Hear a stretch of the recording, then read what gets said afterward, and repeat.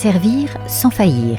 Telle est la devise du RAID, unité d'élite à laquelle a appartenu pendant 14 ans mon invité, le docteur Mathieu Langlois, médecin anesthésiste, réanimateur et spécialiste de la médecine de catastrophe. Bienvenue, chers auditeurs, dans ce 24e épisode de Confidence de dirigeants. Bonjour Mathieu, sois le bienvenu. Bonjour Viannette. Merci d'avoir accepté mon invitation. Dans cet épisode exceptionnel, tu nous partages ton expérience unique de la gestion de crise, de la prise de décision sous pression, du leadership en milieu extrême. Responsable de l'organisation des secours tactiques du RAID, tu as notamment dirigé l'évacuation des blessés du Bataclan le 13 novembre 2015. Ta doctrine d'intervention, aujourd'hui reconnue internationalement, montre comment agir vite, simplement et efficacement en situation de menace extrême. Auteur de Médecin du RAID, Vivre en état d'urgence de chez Albin Michel et fondateur de Haute Zone Rescue, tu transmets désormais ton savoir-faire aux équipes confrontées à l'incertitude, à l'urgence, dans le monde de la sécurité, du soin, de l'entreprise, et tu assures toujours tes fonctions de médecin à l'hôpital. Un échange intense, inspirant autour de la force du collectif, de la préparation mentale, de la capacité à garder le cap, même lorsque tout vacille. Mathieu, quels événements ou rencontres ont façonné l'homme et le médecin que tu es devenu? Je vais répondre très simplement. Je pense que c'est en fait un parcours où il y a deux voies qui se sont rencontrées. C'est la voie professionnelle où j'ai toujours voulu faire du secours, de la médecine d'urgence, puis de l'anesthésie-réanimation. Et puis un parcours plus sur le collectif via justement le sport. J'ai eu la chance finalement, c'est qu'à un moment, elles se sont vraiment rencontrées pendant mes 15 années au Rennes. Quelles sont les valeurs fondamentales qui t'ont guidé tout au long de ta carrière au RAID et surtout, comment tu les appliques aujourd'hui dans ton quotidien? Les valeurs, j'ai envie de dire la confiance, pour moi, c'est la valeur indispensable pour s'épanouir individuellement et encore plus au sein de différents collectifs, que ce soit dans la sphère personnelle et la sphère professionnelle. Après, le problème, c'est que la confiance, ça ne se dicte pas. Et donc, comment on fait pour cultiver la confiance en soi? Et au-delà de ça, comment on fait pour la partager au sein d'un collectif? Il faut au moins une vie pour y arriver. Peux-tu nous raconter l'intervention qui t'a le plus marqué au cours de ta carrière et pourquoi? Je vais en citer deux. La première, évidemment, ça va être le Bataclan, parce que je pense que c'était préparé à vivre des situations aussi dramatiques. Mon rôle de chef, ça avait été aussi d'anticiper, on parle de vision, mais on avait développé des process, une doctrine, pour pouvoir non plus faire ce qu'on savait très bien faire, c'est-à-dire intervenir en cas de prise d'otage, s'il y a des blessés pendant l'assaut, d'être capable de les soigner au plus près du danger. Ça, on faisait très bien. Mais après 2012, on s'est dit, il faut aller plus loin. Et il faut se préparer à autre chose. Et autre chose, c'est ce qu'on appelle malheureusement les tueries de masse. Et on a eu 3 ans entre 2012 et 2015 pour s'y préparer, même si évidemment on n'est jamais totalement prêt. Mais néanmoins, on avait vraiment réfléchi à notre manière d'intervenir. C'était réorganisé, on avait développé de nouveaux process. Et donc ce soir-là, ça a été le soir pour justement mettre tout ça en œuvre. Je pense qu'avec mon collègue, on était les bonnes personnes au bon moment et au bon endroit. Professionnellement, c'est évidemment une soirée très marquante dans le sens où on a fait notre job du mieux qu'on pouvait le faire en l'ayant préparé et en ayant ce sentiment d'aboutissement de notre devoir. Après, sur le plan émotionnel, c'est pas l'intervention qui m'a, à titre très personnel, c'est là on touche à l'intime, qui m'a le plus marqué moi par rapport à mes propres émotions. Évidemment, j'en parle souvent, il y a des émotions quand on rentre dans le Bataclan, comme la peur qui est normale, mais qu'on sait maîtriser. Mais il y a parfois d'autres interventions où là on est face à d'autres émotions, parfois qui nous dépassent, qui peuvent être très dangereuses. Dans le cadre du RAID, ce sera peut-être l'histoire du petit Mathieu à Magnanville, pour plein de raisons, parce que c'était une petite tête blonde et sa tête dans l'ambulance, pour remettre dans le contexte, c'est un enfant qu'on va libérer. Il était pris en otage avec sa mère. Malheureusement, sa mère est décédée. Et donc, on l'accompagne ensuite dans l'ambulance pour l'envoyer vers un hôpital parisien. Et je me souviendrai toujours de sa tête. Le fait en plus qu'il y avait une autre personne, un policier, ami de la famille, et qui a dit tiens, quand tu seras grand, tu seras comme le grand Mathieu. Non pas grand, mais grand par la taille. Évidemment, ça touche à l'intime. Et là, ça m'inspirera toute ma vie. Celles qui m'ont le plus impacté émotionnellement, c'est tout bête, mais c'est des émotions non prévues, un petit détail qui vous impacte. Et quand je dis vous impacte, c'est ce que je dis souvent à des dirigeants, c'est qu'attention, c'est que même un chef, même un médecin très expérimenté peut faillir dans la gestion de ses émotions. Et j'ai un cas dont je parle dans des conférences facilement, où j'ai absolument pas maîtrisé mes émotions, alors que c'était un cas tout à fait banal dans mon quotidien de médecin. J'étais chez les pompiers de Paris en tant que médecin, et j'intervenais sur un arrêt cardiaque à domicile, chose que j'avais faite des milliers de fois. Bon, malheureusement, l'homme jeune était décédé, on n'avait pas réussi à le réanimer. Et là, à ce moment-là, mon rôle, c'est d'aller voir la famille, donc en l'occurrence l'épouse. Sur le trajet entre la chambre où était l'homme et son épouse, mon cerveau voit ou capte une petite draisienne, c'est-à-dire les vélos sans pédale. Et là, je ne sais pas pourquoi, cette draisienne, c'était exactement la même, mais alors le même modèle de celui que je venais d'offrir à mon fils. Et en quelques secondes, je me suis retrouvé devant cette femme et je me suis complètement décomposé. Alors elle s'en souvient pas et puis j'ai réussi à m'en sortir. Mais en termes de management, maintenant j'en ai tiré plein d'enseignements. En tout cas, ce qui est sûr, c'est que j'ai une très mauvaise maîtrise de mes émotions à ce moment-là pour finalement quelque chose qui paraît dérisoire à côté de tout le reste, sauf que ce dérisoire m'a pulvérisé. En fait, tu avais une carapace et ce détail t'a pulvérisé. Mais j'aime pas le mot carapace. J'ai une expérience qui fait que je suis peut-être un peu plus armé que certains pour faire face à des situations. Et encore une fois, je suis dans le cadre de mon métier, donc c'est pas une carapace. Le bon médecin, comme le bon policier, comme le bon pompier, c'est pas celui qui a une carapace. C'est au contraire celui qui sait utiliser ses émotions, qui sait aussi comprendre les émotions de l'autre. C'est ce qu'on appelle l'empathie. Je déteste le terme de sang-froid. On n'a pas le sang-froid. Ce que moi je sais faire, c'est accepter ces émotions. Les policiers du RAID, c'est exactement comme ça qu'ils fonctionnent. On va utiliser les bonnes émotions, celles qui vont nous aider à être ensuite efficaces dans l'action. Et c'est ce qu'on attend d'un médecin, d'un pompier, d'un policier. Après les attentats du Bataclan, tu as éprouvé le besoin d'écrire un livre qui s'appelle « Médecin du RAID, vivre en état d'urgence ». Est-ce que tu peux nous en parler ? C'est mon histoire et je suis très content de l'avoir écrit. Ma motivation venait du fait que j'entendais tout et n'importe quoi après le Bataclan. J'avais déjà avant envie d'avoir un regard humain sur le RAID, donc je m'étais mis dans un petit coin de ma tête. Pourquoi pas écrire un livre sur le regard du médecin sur les hommes du RAID. Je voyais qu'il y avait des victimes qui ne comprenaient pas ce qui s'était passé et qui ne pouvaient pas comprendre vu ce qu'on racontait. J'ai aussi vu des policiers qui étaient intervenus ce soir-là, pas forcément au Bataclan, mais aussi sur les différents sites, et qui ne savaient même pas si ce qu'ils avaient fait était bien, pas bien, s'ils avaient agi correctement. Ils étaient en manque complet d'analyse et de repères.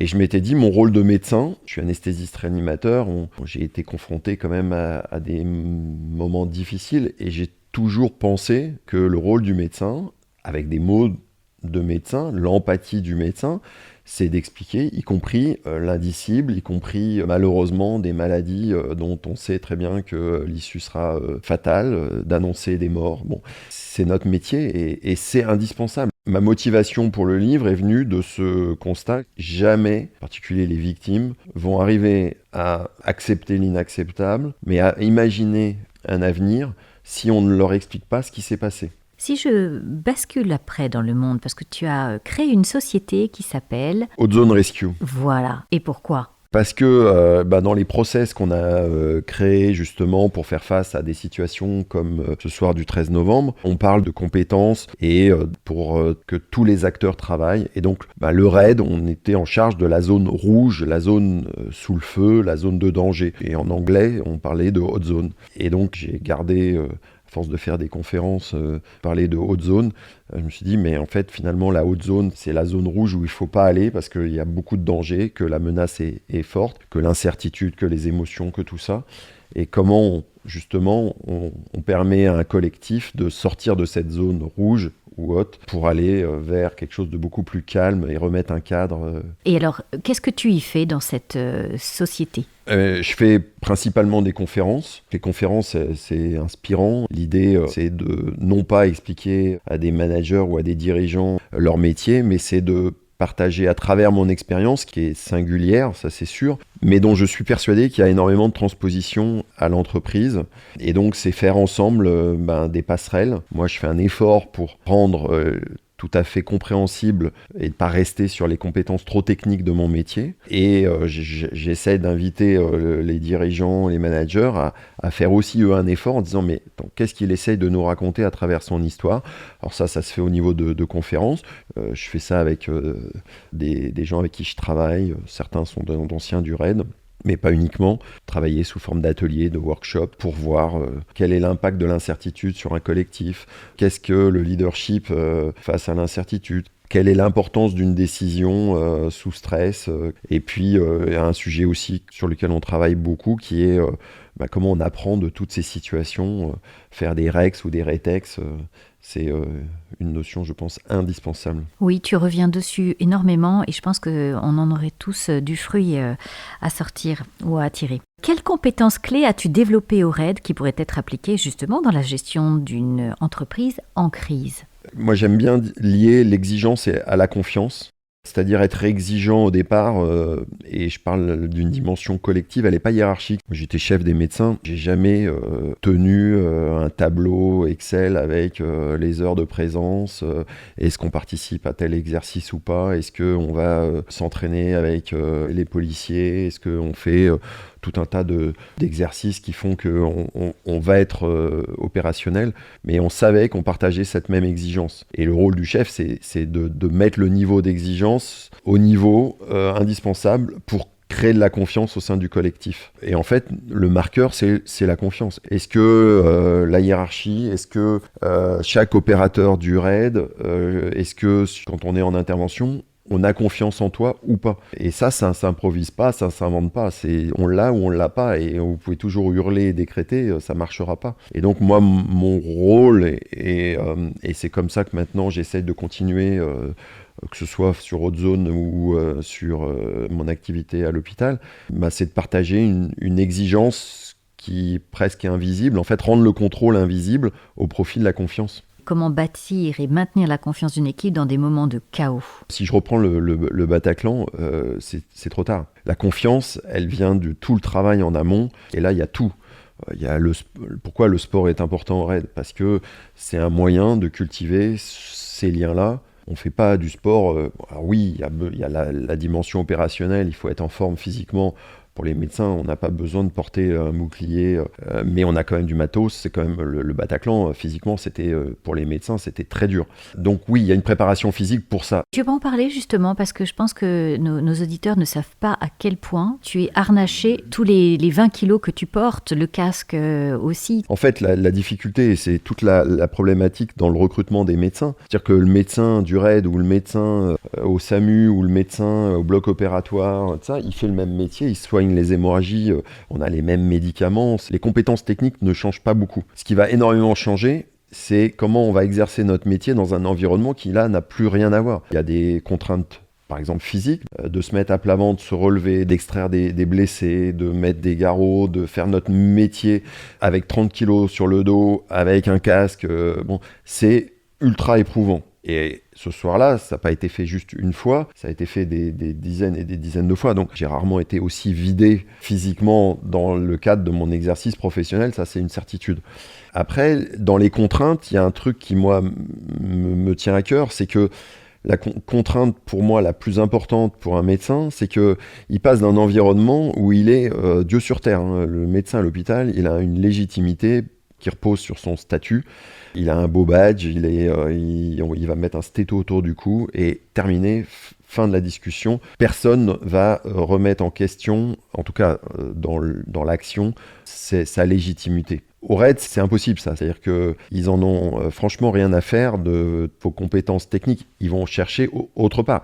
Mais ce qui va être révélateur, c'est vos compétences non techniques, humaines, votre attitude, la manière dont vous allez les rassurer, la manière dont vous allez prendre des décisions.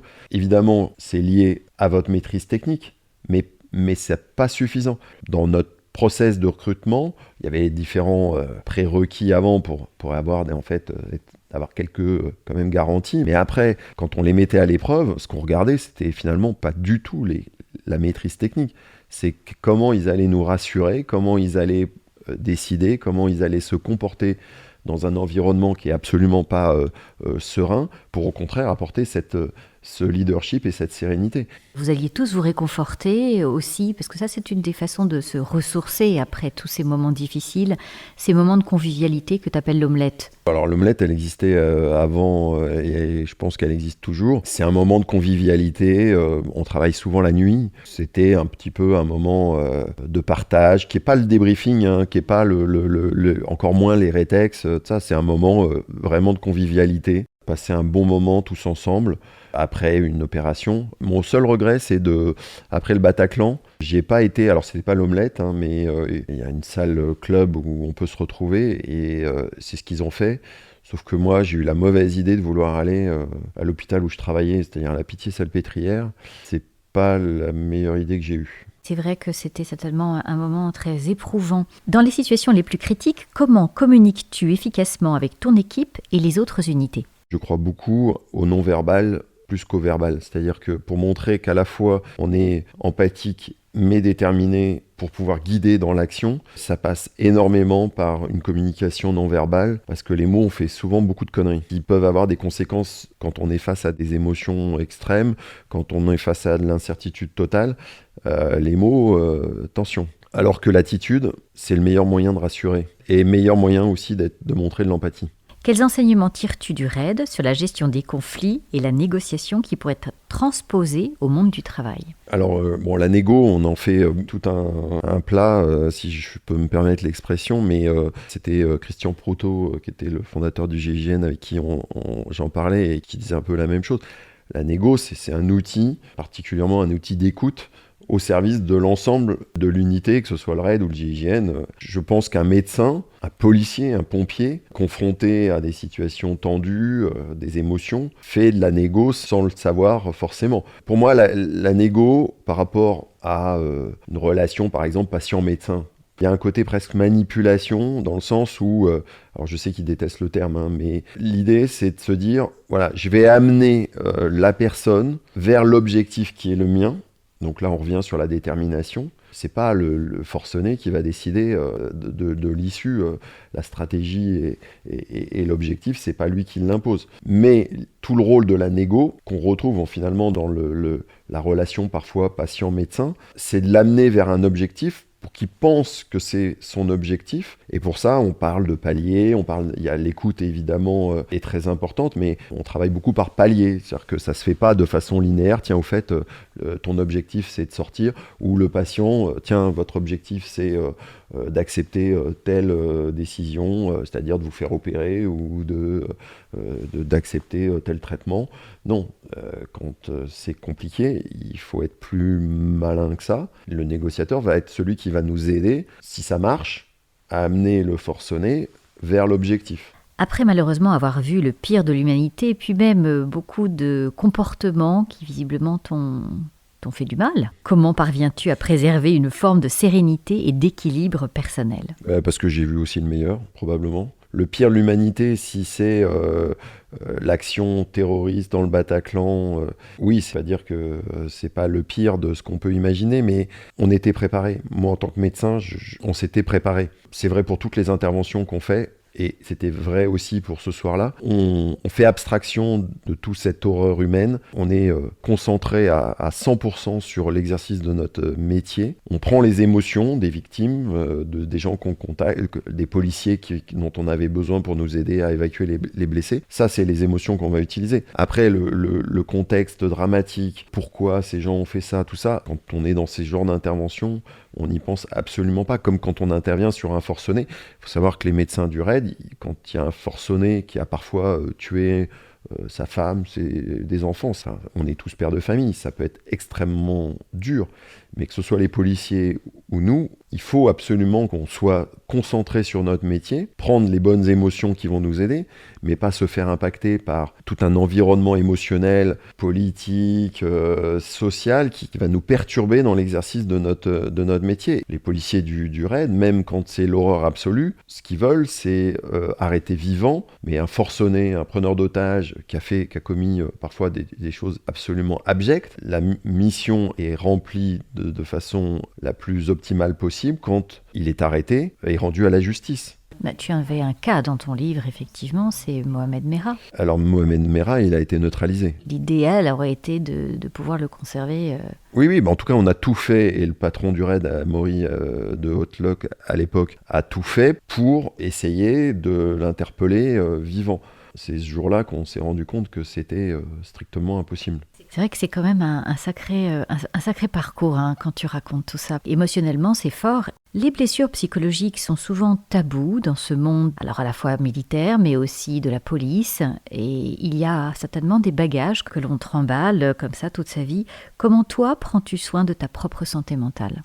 Il y a deux choses. Il y a l'honnêteté vis-à-vis de soi-même, vis-à-vis du groupe. L'honnêteté, c'est la meilleure protection contre le psychotrauma. J'ai été voir aussi des psychiatres parce que j'avais une amie qui s'inquiétait pour ma santé mentale. Mais au bout de quelques séances, je lui ai dit, voilà, moi, est-ce que, entre guillemets, je suis à risque ? Et dans ce cas-là, je continue ? Ou est-ce que vous considérez que ça va ? Et il m'a dit, non, mais vous n'êtes absolument pas à risque. Pourtant, j'en ai emmagasiné des coups. Il m'avait dit, parce que vous êtes ancré dans le réel, vous êtes honnête, vous ne trichez pas, avec aussi vos faiblesses, vos erreurs. Et c'est ce qui vous protège de beaucoup de traumatismes. Par contre, il m'avait quand même donné des conseils en disant, surtout aussi, vous avez le droit de prendre soin de vous et de vous reposer un petit peu. Le but, c'est pas de prendre le maximum de coups dans la figure. Et je pense que là, il avait 100 fois raison. Et je le fais beaucoup mieux maintenant. J'ai plein de moyens de prendre soin de moi, de couper. D'abord, je suis plus au raid, mais je continue à exercer comme médecin. Et je suis encore plus paresseux qu'avant. C'est-à-dire que j'ai besoin de temps pour moi. Je fais beaucoup de sport et j'ai aussi changé ma manière de faire du sport. C'est-à-dire qu'avant, surtout au raid, on se mettait des défis en permanence. Le côté compétition dans le sport, finalement, je suis bien content de vivre mes activités sportives d'une manière complètement différente pour justement me faire beaucoup de bien. C'est un rapport qui est encore un peu différent. Mais je pense que c'est savoir ralentir, savoir s'écouter, savoir prendre soin de soi, et puis être honnête. Quand je fais des formations, et c'était ce qu'on s'était dit entre nous au RAID, on travaille dans un cycle permanent d'exigence, mais qui est fait d'une exigence qui est dans le temps d'avant, c'est-à-dire la préparation. Et là, on se ment pas. Est-ce qu'on s'entraîne suffisamment ? Est-ce que, en tant que médecin, je suis compétent ou pas ? Et là, si je triche, c'est très, très, très mauvais. Après, il y a l'exigence pendant. On sait qu'on va en prendre plein la figure. C'est Mike Tyson qui disait tout le monde a un plan jusqu'à ce qu'il ait pris un coup de poing dans la figure. Et ça, on le sait. Donc pendant, on sait que ça va pas être facile. On sait que parfois on prendra des décisions, parfois on fera des erreurs. Ça, c'est la réalité du terrain. Mais c'est pas grave parce que derrière, il y a le temps d'après qui là aussi est très exigeant. Et là, il faudra être très honnête, faire des débriefings avec honnêteté, dans le but toujours de continuer à emmagasiner la confiance en nous dont on a besoin, même si on a fait une erreur. Et puis, c'est la force du raid, elle le fait collectivement. C'est-à-dire que le rétex, parfois, il va être très dur, parce qu'on va tous sortir grandis de cette épreuve, ou de cet exercice, si c'était un exercice. Si tu avais des conseils à donner à nos auditeurs pour mieux réagir en cas d'urgence, quels seraient-ils ? C'est des conseils que je donne régulièrement. Le premier, c'est d'apprendre à ralentir. C'est que quand ça commence à être compliqué, quand on commence à avoir des mauvaises informations, quand on sent que l'émotion monte, le bon dirigeant et le bon leader, je fais la différence entre les deux, c'est sûrement celui qui va savoir appuyer sur le frein qui va être le moment où on va pouvoir d'abord comprendre ce qui se passe. Nous, quand on arrive au Bataclan, ça nous dépasse. On est préparé, on est ultra préparé, mais on accepte qu'au début, la crise, parce qu'on est vraiment face à une crise, elle est plus forte que nous. Et ça nous demande un temps pour observer. On fonce pas dans le tas comme des idiots, on apprend à ralentir et à pas se faire parasiter. Moi, je dis souvent dans le trajet, on part avec comme information, il y a plusieurs terroristes à l'intérieur, il y a des blessés, des morts, point. Donc on est dans l'inconnu, ou dans l'incertitude en tout cas. Et ça, il ne faut pas que ça nous stresse. Dans le trajet pour aller jusqu'au Bataclan, c'était plutôt essayer de trouver un moyen de gagner encore en sérénité, pour ensuite viendra le temps de l'action. Et dans l'entreprise, pareil, le dirigeant ralentir avant d'agir. Le deuxième chose qu'on travaille, c'est de savoir au sein de son équipe déléguer, sur qui s'appuyer, faire émerger des leaders. Plus on est stressé parce que la situation nous échappe, parce qu'on est dans le hors-cadre, dans une rupture, plus on a tendance à verticaliser et à vouloir tout contrôler. Donc les deux conseils, c'est ralentir, être respectueux, c'est-à-dire faire confiance, déléguer, faire émerger des leaders, et puis ainsi de suite. Et puis après, il viendra le temps de l'après. Mathieu, as-tu une devise personnelle qui te guide dans des moments justement difficiles ou des moments tout courts? Alors, il y a la devise du RAID qui est magnifique, mais elle ne m'appartient absolument pas. Donc, c'est servir sans faillir. Je l'adorais quand j'étais au RAID, je n'y suis plus. Maintenant, il y a une phrase que j'aime bien et qui résume un peu peut-être ce que je suis et en tout cas ce que j'ai vécu. C'est « je ne sais pas ce qui nous attend ». Donc déjà, c'est du nous, c'est collectif. Mais je sais que nous sommes parfaitement prêts. Et c'est probablement la phrase qui était dans ma tête quand les téléphones ont sonné le 13 novembre vers 21h50. C'est à la fois de la prudence et de la bonne sérénité, c'est-à-dire que on n'est ni dans la décharge d'adrénaline, ni dans la sidération ou l'inquiétude. Ça viendra après, ça. Mais à ce moment-là, c'est vraiment, oui, on est parfaitement prêt, mais prêt à accepter de prendre des coups, donc d'avoir peut-être des moments difficiles, peut-être faire des erreurs, peut-être et surtout être obligé de se transformer. Et là, le collectif, c'est là où il va nous aider. Merci Mathieu pour ce moment rare, à la fois intense, clairvoyant et profondément humain. À travers ton parcours, tes écrits et ton engagement, tu nous rappelles que face à la complexité et à l'urgence, ce sont la préparation, la confiance et la simplicité d'action qui permettent de faire face. Dans un monde incertain, ta vision de l'agilité, du leadership collectif et de la transmission de l'expérience trouve un écho bien au-delà des interventions d'élite, jusque dans nos équipes, nos décisions et nos propres responsabilités quotidiennes. Merci chers auditeurs de nous avoir écoutés et si vous avez aimé et été inspirés par cet échange, n'hésitez pas à le partager. Je vous retrouve très prochainement. À bientôt.